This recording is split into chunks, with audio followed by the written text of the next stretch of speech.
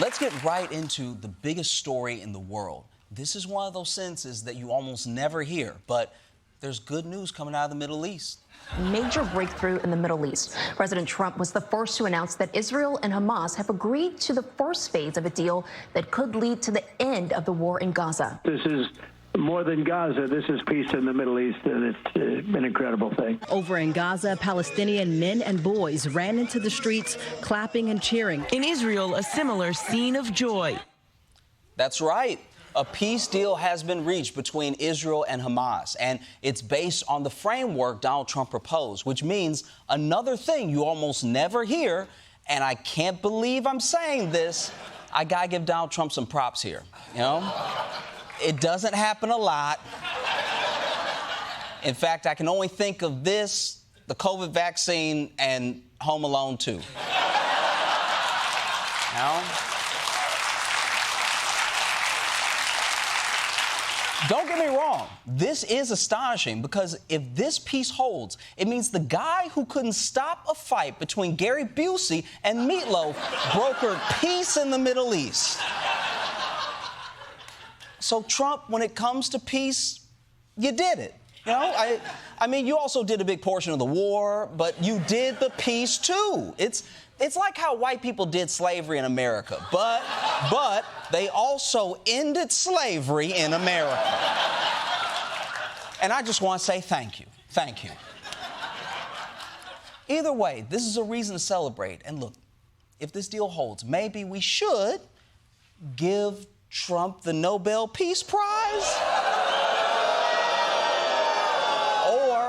Or, and you won't like this either, we let him burn the Epstein files. He only gets one, but he gets to pick, all right? Now, maybe you're wondering how the world found out about this peace deal. Was it a grand announcement like the Treaty of Versailles? Or like the end of World War II, where nurses and soldiers met up in Times Square just to make out? No. This is Trump's America, so it was much stupider. At the White House yesterday, the president interrupted by Secretary of State Marco Rubio, seen handing him a note and then whispering in Trump's ear. Photographers catching the handwritten message. We need you to approve a Truth Social post soon so you can announce deal first. Wait, they plan his Truth Social posts? So when I see one all misspelled and half in caps at 3 in the morning, that was the plan? It's like scheduling that you're gonna shit your pants. But you know what? If he can resolve the conflict in the Middle East, maybe he truly is the president of peace. Maybe some of that peace and tranquility is gonna come back to us. President Trump sending National Guard troops into American cities. Trump is insisting that troops are needed in cities like Chicago, Memphis, and Portland. We have an Insurrection Act for a reason. Damn. This feels like he made peace abroad just so he could bring everybody back to whoop ass here. I mean, a president hasn't invoked the Insurrection Act since the LA riots, which for Trump is actually a surprisingly recent precedent.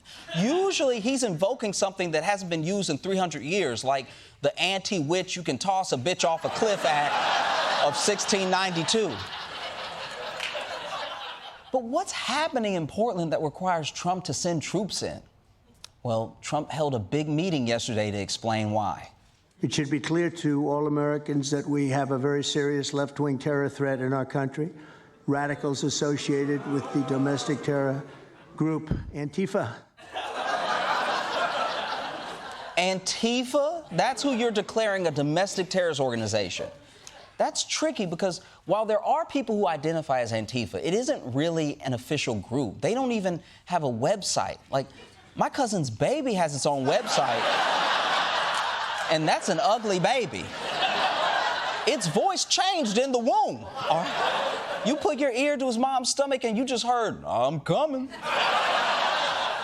So no website, no brick and mortar store.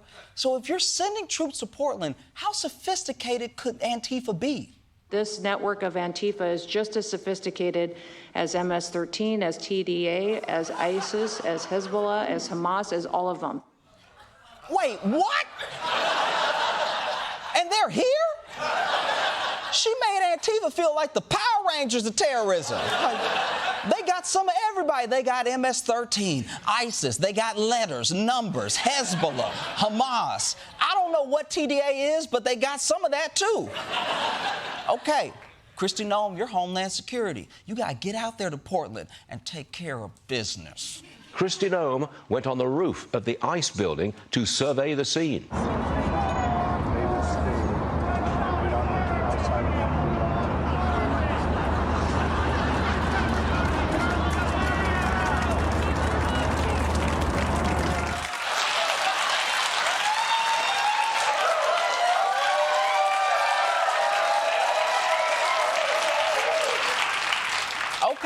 Okay, that doesn't look that scary, but you have to remember how scary it is for her to encounter a farm animal when she's unarmed.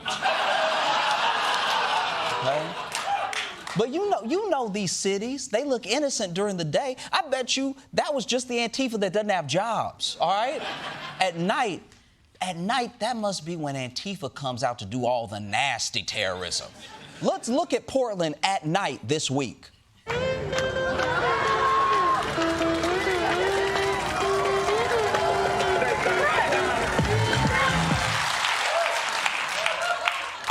All right, fear is a powerful drug, but so is MDMA. Listen, Trump, I'm trying to be an ally, but right now, I don't really see dangerous criminals. I just see virgins, all right?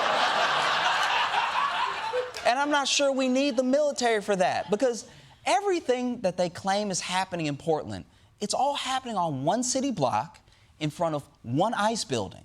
The rest of the city is completely normal.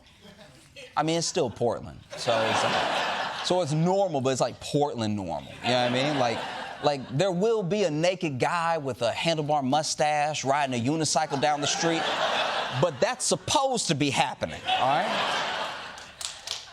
So far, all I've seen is a guy in a chicken suit and an episode of Barney, all right? But maybe there's something I'm missing. The amazing thing is you look at Portland and you see fires all over the place. It's like the movies where you have these bombed out cities. I don't know what could be worse than Portland. You don't even have stores anymore.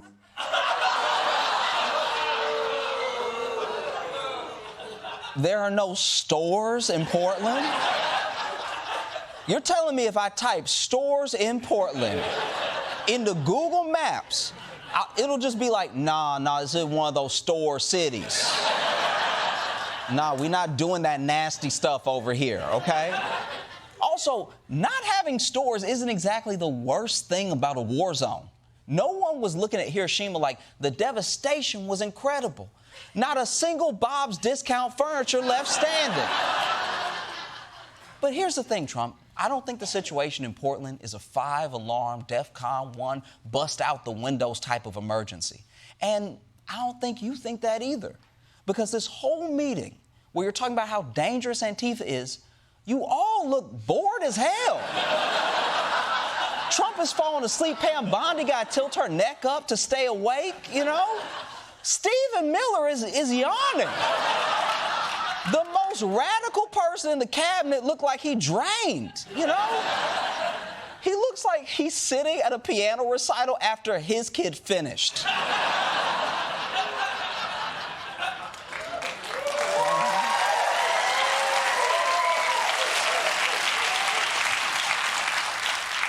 Also, you would think that if we're all about to die, Antifa would be the only network on your mind. ABC is terrible. NBC is terrible. MSNBC is dying, and CNN is dying like a dog. MSNBC is sick. Yeah. They're sick. I would say CNN is not quite as bad as MS. Poor CNN. They're so pathetic. Beautiful black women are wearing a MAGA hat last night on television. Come on, guys, all right? The plan is to scare people about Antifa. You're not going to do that if you keep trailing off about hot black women you remember, all right? So look, I'm not saying that there's no such thing as Antifa, but I look at Antifa the way I look at Bigfoot. It's big, scary, and tearing up the Pacific Northwest. But all we ever hear about is what the people who believe in it think is happening.